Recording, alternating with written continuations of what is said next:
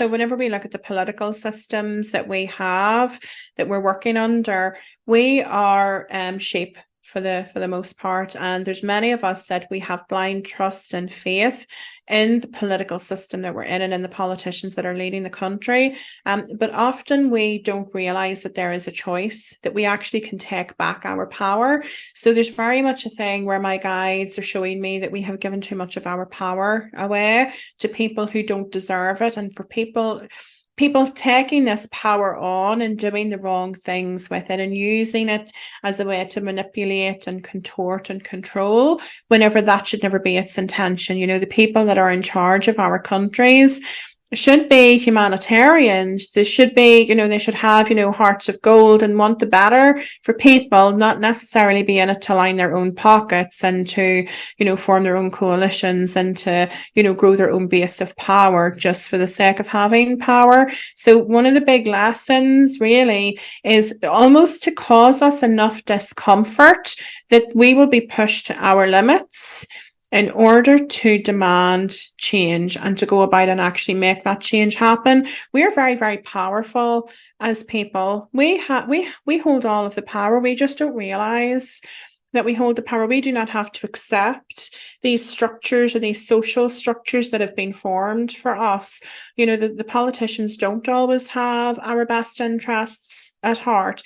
They're not always thinking about how they can help the poor and the needy. Certainly in the UK, there's been something here recently where it's been said that the people who live on the streets are there for, their own choice. It's the lifestyle choice, and, the tents and things like that have been destroyed. And I realize that it's a much more complex topic than how I've abbreviated it. I haven't really done it justice in that regard, but really we need to be thinking of how we can help each other, not how we can trample on the poor even more and those that really need our support. So one of the things is knowing that we have power and that we can take that power back. I haven't necessarily seen for Canada specifically, but certainly in different areas of the world, I have seen the social constructs really being challenged. I have seen the governments being stripped apart. Now, that doesn't mean that the government just disappears overnight. What it means is corruption will be aired. It means that politicians that are corrupt will have the flashlight shone on them because the universe will have taken control and ensured that information comes to the surface to cause embarrassment or to draw our attention to it. Corrupt text messages that appear, those documents that should never have been signed, that underhand, deal that was done under the table or in a darkened corner comes to light. All of these things are helping us see that the people that are in power aren't serving us. And it gives us a chance to really start to strip and reform the government system. So that is happening over a period of time. I don't know how long it'll happen over. That's the bit that I'm not seeing. I'm just seeing change happening. And I am seeing an uprising. I am seeing an uprising of the general population.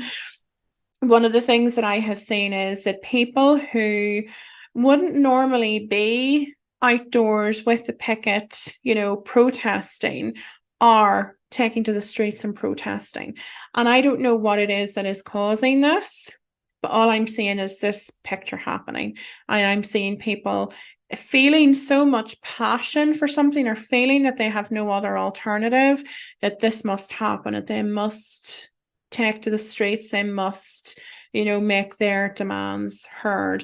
And this isn't, although I've seen a lot of it for Britain, this isn't just in Britain that this is happening. This is really the Western world as a whole. And I think we've also seen it in the Middle East as well. So one of the other predictions that I had actually made was about the Iranian uprising, and I was seeing women taking to the streets and tearing their hijabs off, and I was seeing violence, I was seeing, explosions and things like that happen. It looked like it was very, very ugly in terms of the violence.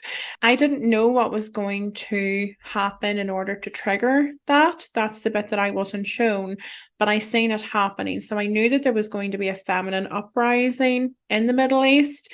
I didn't know specifically Iran, but I knew that it was coming, because the feminine energy wants to be recognized. We want to have our rights heard.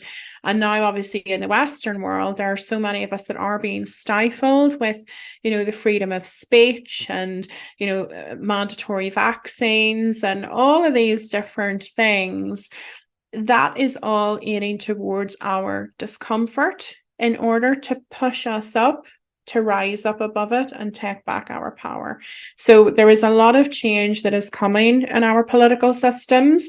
We won't have the step-by-step guide as to how that happens, but boy, it's happening for sure.